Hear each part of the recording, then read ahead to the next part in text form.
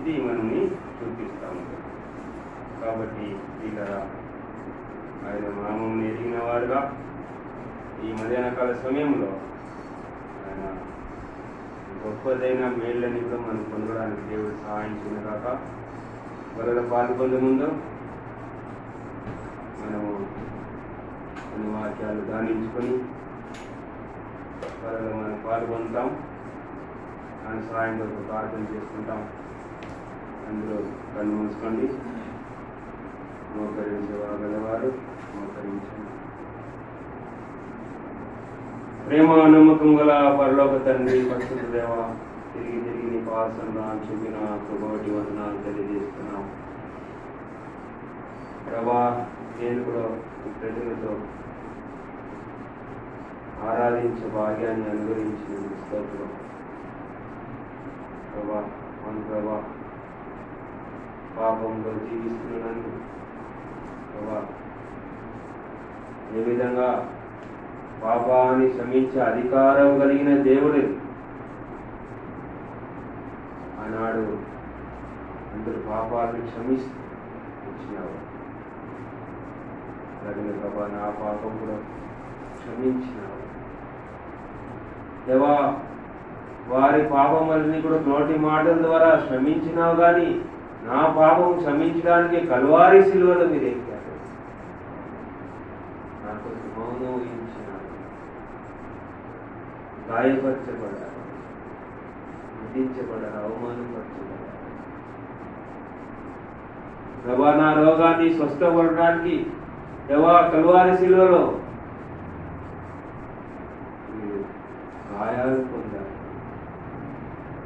ఈ గాయం ద్వారా నాకు స్వస్థత, పాపం రోగము, పాపం ఇష్టం దేవా, శరీర బలహీనత ఇవన్నీ కూడా దేవా కల్వారి శిలువలో మీరు గాయపరచబడిన ద్వారా నాకు కలిగించిన స్వస్థత బట్టి ఆరాధిస్తున్నాం, మయంపరుస్తున్నాం. నాకు ఇచ్చిన పాప క్షమాపణ బట్టి దేవా నేను సూచిస్తున్నాను. అంతే మాత్రం కాదు ప్రభా, విలువైన గొప్ప రక్షణ ఇచ్చినందుకు స్తోత్రం. మా బలలో పాల్గొనలేదు ప్రభా, కొన్ని లేఖన భాగం చదువుకొని మా బలలో ఏ రీతిలో పాల్గొనడానికి మీరు కృపను అనుగ్రహించండి, సహాయపడండి ప్రభా. వాక్యం మీది, ప్రజలు నీ వారు ప్రభా.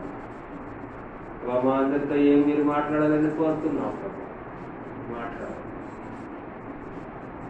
ఎవరు కూడా ఖాళీగా వెళ్ళకుండా ప్రభా, నీ వాక్యం ఒక సమృద్ధితో మమ్మల్ని నింపండి. నీ వాక్యం ఒక ధననిధితో మమ్మల్ని నింపండి.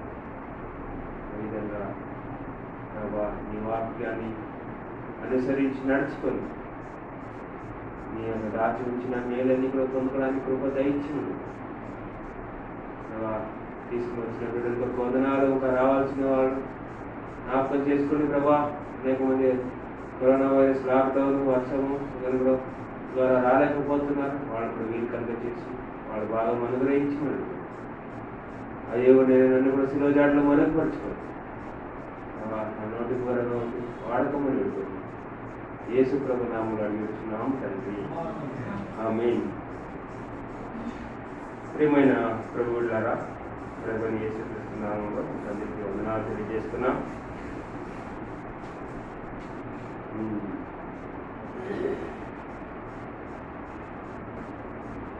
వీలైనంత వరకు కొంచెం దూరం కూర్చోండి. మందిరం వాతావరణం బట్టి అక్కడ కొన్ని మట్టి ఇసుకలు రావాలా, వర్షం బట్టి రావట్లేదు, మేము అక్కడ జరుపుకోలేకపోతున్నాము. కాబట్టి దేవుడు అవకాశం ఇచ్చినాడు. కాబట్టి వీలైనంత వరకు కొంచెం దూరం పాటిస్తాము, జాగ్రత్తగా ఉంటాము. ఎందుకంటే వైరస్ తీవ్రత రోజు పెరుగుతుంది. దేవుడి పిల్లలు మనల్ని కాచి కాపాడుతాడు. 91 కీర్తన 10 ప్రకారం ఏ తెగులు నీ గుడారముని సంభవించండి. దేవుడి మాట కూడా వినాలా. మన ప్రభుత్వాలు మన చెప్పే మాటలు కూడా మనం పాటించాలి. దాన్ని బట్టి సోషల్ డిస్టెన్స్ కూడా పాటించండి. మనము ఈ ఉదయకాలం దానం కొరకు కొన్ని లేఖన మనం చదువుకుంటాం. మన దైవజనుడు దేవుని ఒక మాటల గురించి చెప్పవచ్చాడు. అక్కడ 38 సంవత్సరం పక్షవాతం కలిగిన వ్యక్తిని తీసుకుని వస్తున్నాడు. యేసు ప్రభు చుట్టూ జనాలు ఉన్నారు, ద్వారంలో ప్రవేశించకపోయిన పరిస్థితి.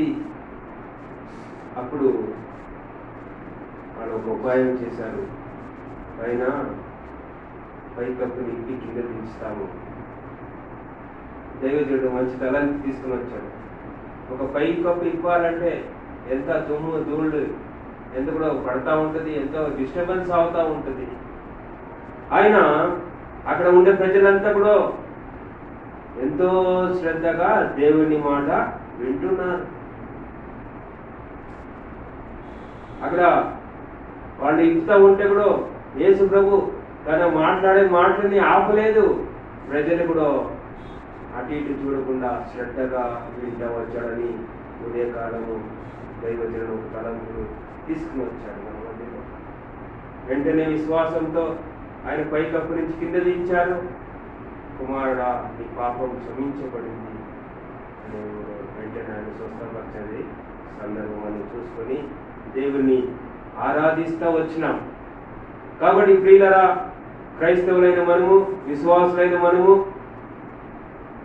దేవుని పిల్లలైన మనము దేవుని వాక్యానికి చాలా ప్రాముఖ్యత మనము ఇవ్వాలన్నమాట. కాబట్టి డిస్టర్బెన్స్ వస్తూ ఉంటుంది. మంది అట్లా వస్తారు, ఇటు వస్తారు, గేట్ తీస్తారు, ఇష్టపరుస్తారు. అవన్నీ కూడా కూర్చోబెట్టి శ్రద్ధగా మనది విని వాక్యాన్ని మనం నేర్చుకోవాలి. వాక్యం వినడం ద్వారా ఎన్నెన్నో మేలు మన జీవితంలో కలుగుతుంది. కాబట్టి ఆయన వాక్యం ఎలాంటిది అని మనం కొన్ని మాటలు చూసుకొని బైబిల్ గ్రంథంలో నుంచి మనం బలలో పాల్పొందాం. మొట్టమొదటి కీర్తనకారుడు దావీదైన మహారాజు ఆయన వాక్యం గురించి ఈ విధంగా సెలవిస్తున్నాడు. కీర్తన 119 కీర్తన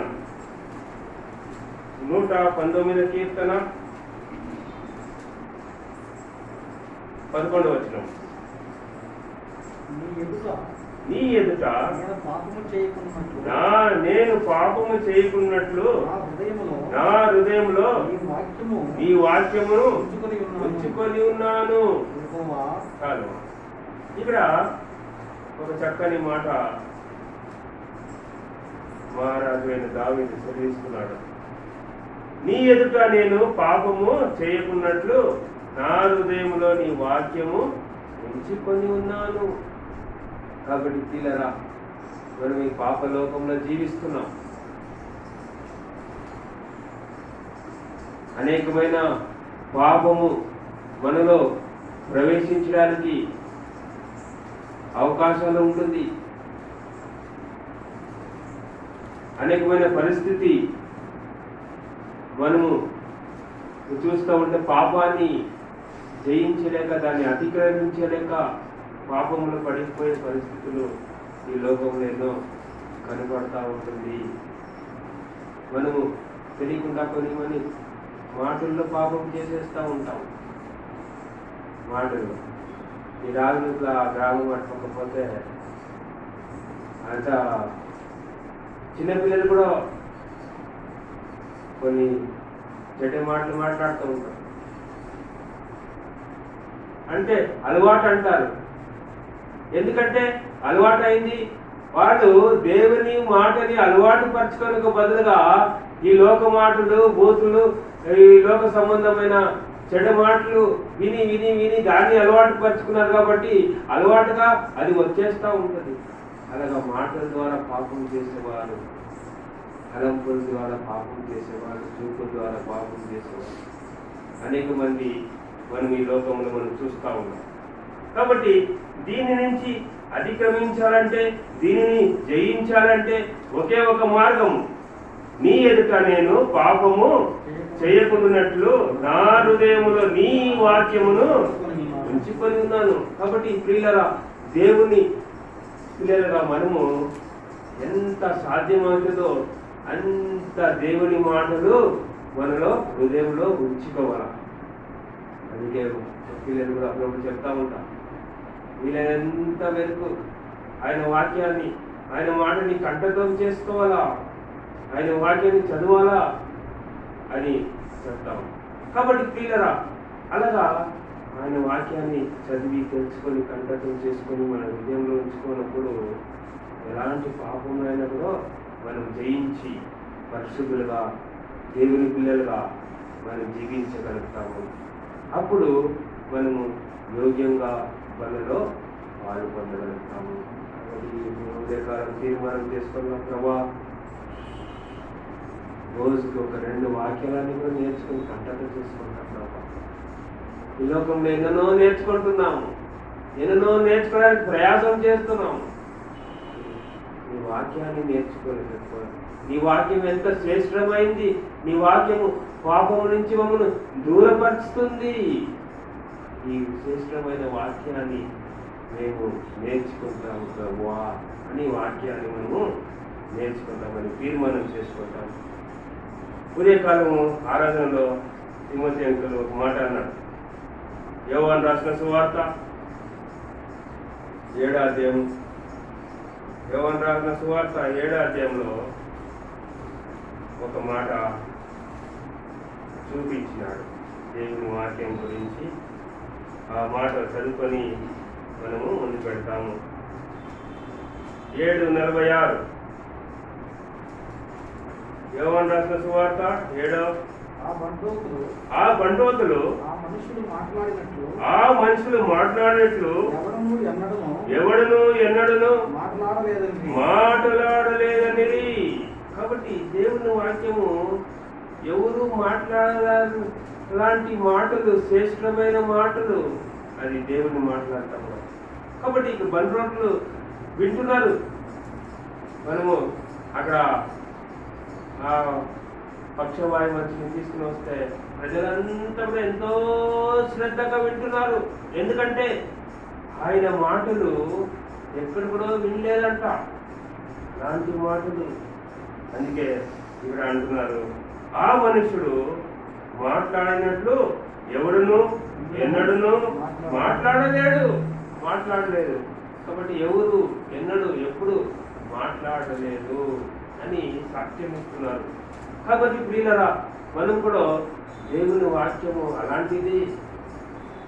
ఎన్నడూ ఎవరు ఇలాంటి మాటలు మాట్లాడలేదు.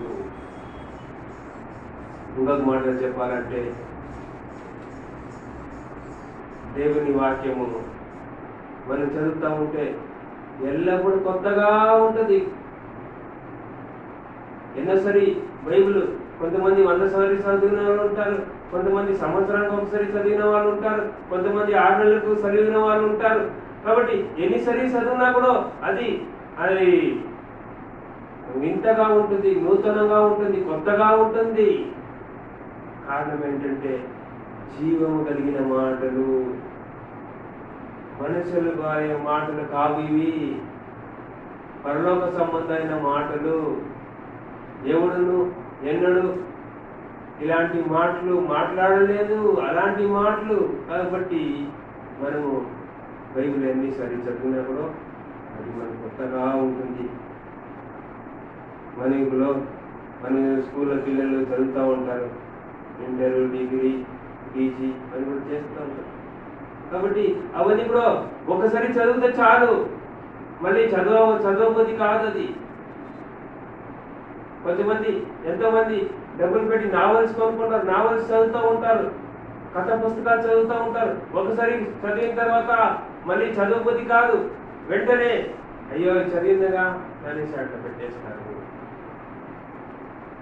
బైబిల్ గ్రంథము అలాంటి కాదు, ఎంతో శ్రేష్టమైంది.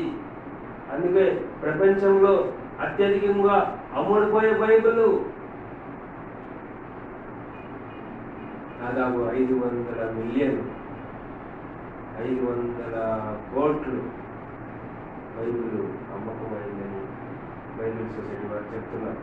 కాబట్టి ప్రియులరా, మనం శ్రద్ధ వహించాలా, మనం గౌరవించాలా. ఈ మాటలు ఎలాంటిది, శ్రేష్టమైన మాటలు, మనం ఎలాగా దాన్ని పట్టించుకోకుండా ఉంటాము, దాన్ని ఎలాగా నిర్లక్ష్యం చేస్తాము అని మనము జాగ్రత్త పడి దీన్ని నేర్చుకోవాలా. అందుకే అంటున్నాడు, దయచేసి చూడండి, కొన్ని మాటలు చూసుకొని వెళ్తాము. మార్కు రాసిన సువార్తలో 13వ అధ్యాయము, మార్కు 13:31. 13వ అధ్యాయము 31వ వచనం. ఆకాశమును భూమిను నశించును గాని నా మాటలు గతింపవు. ఆకాశం గతించిపోతుంది, భూమి గతించిపోతుంది, దేవుడి మాటలు గతింపవు.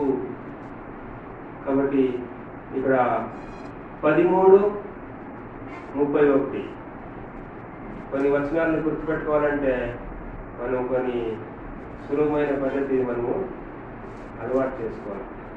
13 నీ వంట చేస్తే 31, కాబట్టి అలా గుర్తుపెట్టుకుంటే 13:31. ఒక ఆయన వాట్సాప్లో పంపించాడు, COVID-19 అని. 19 తిరిగేస్తే 91 కీర్తన. 91 కీర్తన చదవండి. ఈ ఒక COVID-19 నుంచి దేవుడు విడుదల చేస్తాడు. 91 కీర్తనలు ఏముంది? పగుడిలో వచ్చే బాధకైనా, ఎండ దెబ్బకైనా, రాత్రిలో వచ్చే తెగులకైనా ఇవన్నీ కాపాడతాడు. COVID-19 అని వాళ్ళు మన WHO పేరు పెట్టారు. ఆ 19ని తిరిగేస్తే 91 అయింది. 13ని తిరిగేస్తే 31 అయింది. 31 అయినప్పుడు 31లో ఏం మాట ఉంది? ఆకాశం భూమి గతించిన దేవుని మాట గతించిపోదు. కాబట్టి మనము నేర్చుకునేది, మనం హృదయంలో ఉంచుకునేది, మనం అనుసరించే మాటలు, దేవుని మాటలు సామాన్యమైనది కాదు. అది ఆకాశం గతించిపోతుంది, భూమి గతించిపోతుంది. ఎన్నో ఏళ్ళ నుంచి అనుమానం రావచ్చు, ఎన్నో ఏళ్ళ నుంచి భూమి ఉంది, ఆకాశం ఉంది. కాబట్టి ఇవన్నీ కూడా దేవుడు అంటున్నాడు, దీన్ని కూడా నశింపచేసి నూతన ఆకాశం, నూతన ఇది భూమి సృజిస్తానంటాడు. అలాగనే ఎన్నోసారి సంవత్సరం నుంచి సూర్యుడు ఉంటున్నాడు, సూర్యుడు కూడా కొంచెం గతించిపోతున్నాడు. ఆ ఓజోన్ లేయర్ తగ్గిపోతుంది, అంటే అది హోల్స్ రంధ్రం పడిపోయి అది అరిగిపోతా ఉంది. అలాగనే మనము సొలొమోను మహారాజు అంటున్నాడు, సూర్యుడు వెలిగియడు, చీకటి అయిపోతుంది, చంద్రుడు సూర్యుడు వెలిగియకుండా ఉంటాడు. ఇదని కూడా దేవుడు వాక్యం ఉంది. ఇవన్నీ కూడా జరిగినను జరుగుతాయి, ఆశ్చర్యం లేదు. అయితే దేవుడు మాత్రం గతించిపోదు. కాబట్టి ఇలాంటి గతించిపోయింది మనము నేర్చుకోవాలా. ఇలాంటి గతించిపోయింది మనము దాని ప్రకారంగా దాన్ని పాటించాలా. అందుకే దావీదు మహారాజా, ఈ వాక్యాన్ని నేను రోజుకుంటాను, అది పాపంలో చేయకుండా కాపాడుతుంది. కష్టం వచ్చినప్పుడు ఆ వాక్యం నన్ను ఆదరిస్తుంది. ఎందుకన్నాడు, నా మరణాంధకారంలో నేను సంచరించినా నేను భయపడను. అంటే దేవుని హృదయంలో, ఆయన హృదయంలో దేవుని మాట ఉంది. కష్టం వచ్చింది, ఎన్నో కొదువలు వచ్చింది, అప్పుడు వాక్యాన్ని గుర్తు చేసుకున్నాడు, యెహోవా నా కాపరి, నాకు ఏమీ కలగదు. కాబట్టి ఇది వాక్యం తెలియని వాళ్ళు, హృదయంలో వాక్యం లేని వారు ఏం చేస్తారంటే, అయ్యో లేము వచ్చింది, కష్టం వచ్చింది, ఎక్కడ పోతాము, ఎవరిని అడుగుతాము, ఏం చేస్తాము, ఎట్లా చేస్తాము అని ఆలోచిస్తారు తప్ప, వాక్యం తెలిసిన వాడు లేము వచ్చింది, గొడవ వచ్చింది పరిస్థితిలో వెంటనే ఆయనకి ఏం గుర్తు వస్తుంది? ఒకే ఒక మాట గుర్తు వస్తుంది, యెహోవా నా కాపరి, నాకు లేము కలగదు. వాక్యం లేని వాడికి ఎన్నెన్నో తలంపులు వస్తుంది. అయ్యో పక్క ఇంటికి పోతామా, నా బంధువులు అడుగుతామా, ఆ పని చేస్తామా, ఈ పని చేస్తామా, ఈ కొలువని ఈ లేవుని ఎట్లా పూడ్చుకుంటామని ఎన్నెన్నో ఆలోచన ఉంటుంది. ఆయన ప్రయాసం అంతా కూడా వ్యర్థంగా మారిపోతుంది. అనుకున్నంత పూడ్చుకోలేకపోతాడు. అయితే దేవుడు ఆయన లేవి కలుగకుండా చేసినట్లు సమృద్ధి ఆశీర్వాదము పొదువ ఉండదు. ఎందుకంటే మన దేవుడు ఆశ్చర్యకరుడు, అద్భుతకరుడు, ఆశ్చర్య కార్యాలు చేసేవాడు, కొంచెంని దీవించేవాడు. 5 రొట్టె 2 చేపల్ని దీవించినప్పుడు 5,000 మందికి పంచిపెట్టాడు. కాబట్టి మనం కూడా లేమిలో ఉన్నాం, కష్టంలో ఉన్నాము, ఎన్నో కొదువలు ఉంటుంది. కానీ దేవుని వాక్యం తెలిసిన వాడు, ఆయన మీద విశ్వాసం ఉంచిన వాడు ఆయన దగ్గరికి వెళ్తాడు. ఆయన వాళ్ళ లోటుని కూడా పూర్తి చేస్తాడు. లోటు పూర్తి చేసేది మాత్రం కాదు, ఇంకా మిగిలి ఉండేలాగా చేస్తాడు. అది మన దేవుడు.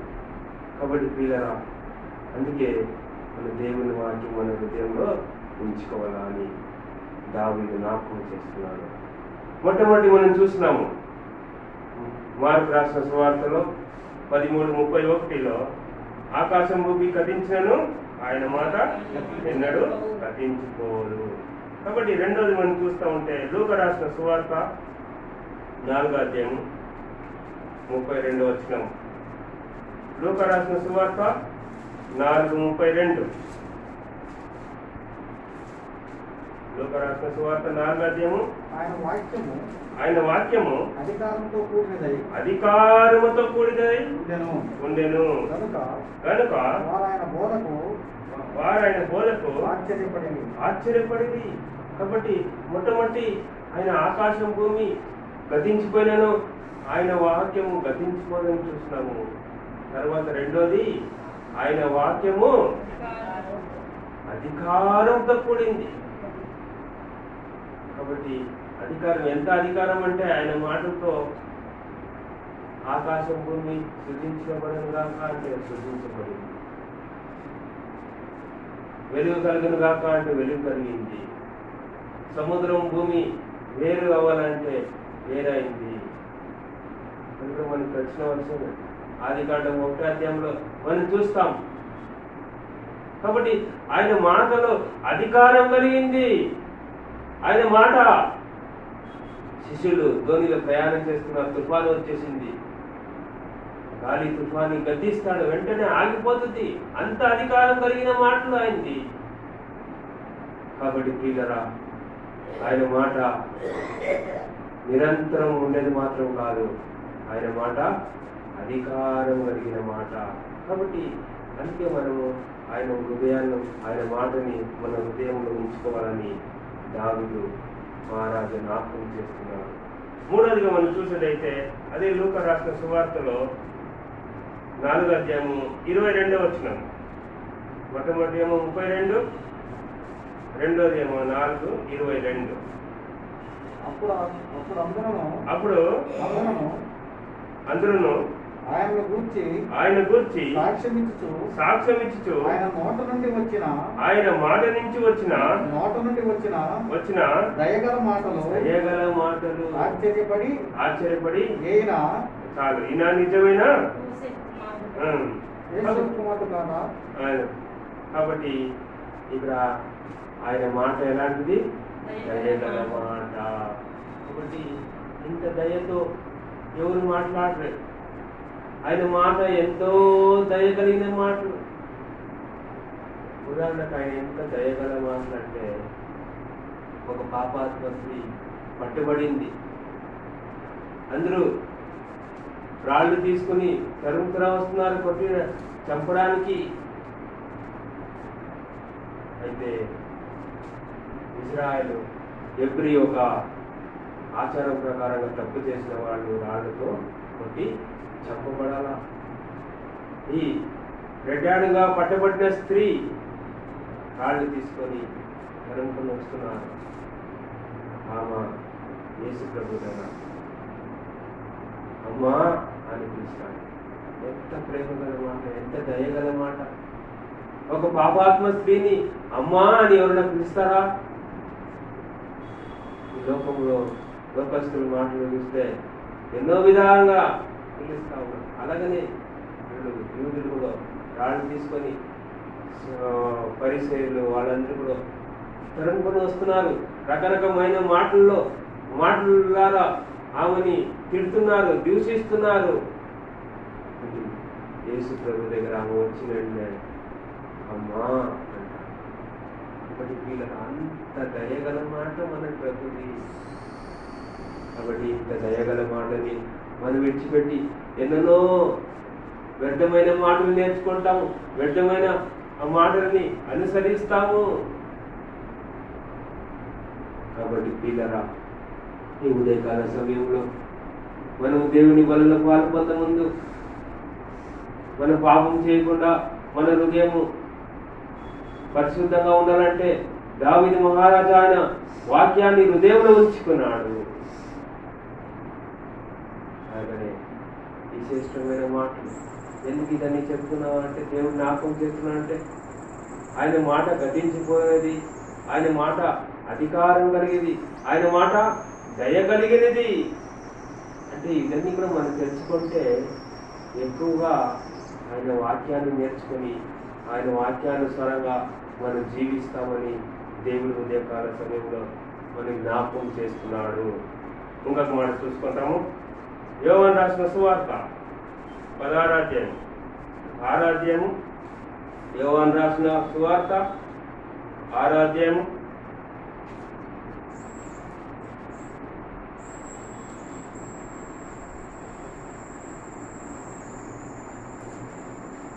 63 అనుకుంటా. 63 శరీరము కేవలం నిష్ప్రయోజనము. నేను మీతో చెప్పిన మాటలు ఆత్మీయ జీవమునై ఉన్నవి. ఆత్మయు జీవమై ఉంది. కానీ దేవుని మాటలు చాలు. దేవుని మాట ఏమవుంది? ఆత్మయు జీవమై ఉందంట. జీవము కలిగిన మాటలు అవన్నీ కూడా. అందుకే మనం ముందు చూసుకున్నాం కదా, దేవుని వాక్యం ఎన్నిసారి చదువుతా కూడా అది మనకి దాన్ని కొత్తగా ఉంటుంది. కానీ అంటే జీవము కలిగిన మాటలు, ఆయన మాటలు ఆత్మయు జీవమై ఉన్నది. తర్వాత కింద భాగంలో మనము 68 వచనం ఒకసారి చదువుకుంటాం. 68 సీమోను పేతురు ప్రభువా ఎవని వద్దకు వెళుదుము? నీవే నిత్య జీవము మాటలు గలవాడు. నీవే నిత్య జీవము గల మాటలు గలవాడము. కాబట్టి నీవే నిత్య జీవము. ఎవరి వద్ద వెళ్తాం ప్రభువా అంటే, కొంతమంది పని అని అయిన తర్వాత పక్క ఇంట్లో పోయి ఆడించుకుని అనేకమైన మాటలు, విస్తారమైన మాటలు మాట్లాడతాం. అది దేవుని దగ్గర వచ్చి జీవం గల మాటలు వింటామంటే వాళ్ళకి ఎన్నో ఇబ్బంది, ఎంతో కష్టము. అయితే సరదాగా పోయి వద్దన మాట్లాడమంటే ఎంతో సంతోషంగా మాట్లాడతాం. వాళ్ళు ఇట్లా అంటాక, వీళ్ళు ఇట్లా అంటాక, వీళ్ళకి వెళ్ళిరా అట్లా అని రకరకంగా మాట్లాడుతూ ఉంటారు. కాబట్టి ఇక్కడ సీమోను పేతురు ఏమంటారు అంటే, ప్రభువా మేము ఎవరి దగ్గర వెళ్ళగలుగుతాం ప్రభువా? మీ వద్దనే జీవము గల మాటలు ఉన్నాయి. కాబట్టి వీలైనంత వరకు సమయం దొరికినప్పుడు కూడా ఆయన మాట ఎక్కడ దొరుకుతుందో అక్కడ వెళ్ళాల్సిందే. ఆయన మాటని మనము దాన్ని అంగీకరించి దాన్ని పాటించాల్సిందే. కాబట్టి వీళ్ళు సీమోను పేతురు కూడా వీళ్ళు కూడా ప్రభా మేము ఎక్కడ వెళ్ళము, నీ మాట నీ దగ్గర జీవం గల మాట ఉంది, నీ వద్దనే ఉంటాం, నీ దగ్గరనే ఉంటాం అని వాళ్ళని వెంబడించేది మనం చూస్తున్నాము. కాబట్టి పిల్లరా పిల్లలు కూడా ఎందుకు మాట్లాడతారండి? దేవుడు ఆయన ఒక వాక్యం యొక్క ప్రాధాన్యత. మొట్టమొదటి మనం ఏం చూసుకున్నాము 13:31 ఆకాశం భూమి గతించినాను ఆయన మాట గతించుకోదు. రెండోది ఆయన మాట అధికారము కలిగిన మాట. ఏంటో చూస్తున్నాము, లూకా 4:32. తర్వాత మూడోది ఆయన మాట దయగల మాట. లూకా 4:22. యోహాను రాసిన సువార్త 6వ అధ్యాయంలో మనం చూస్తూ వచ్చినాము. 6:63లో ఆత్మయు జీవము కలిగిన మాటలు. తర్వాత ఈ మాటని, ఈ ఒక గొప్పతనాన్ని, ఈ ఒక శ్రేష్టమైన దాన్ని పేతురు యోహాను గ్రహించినారు.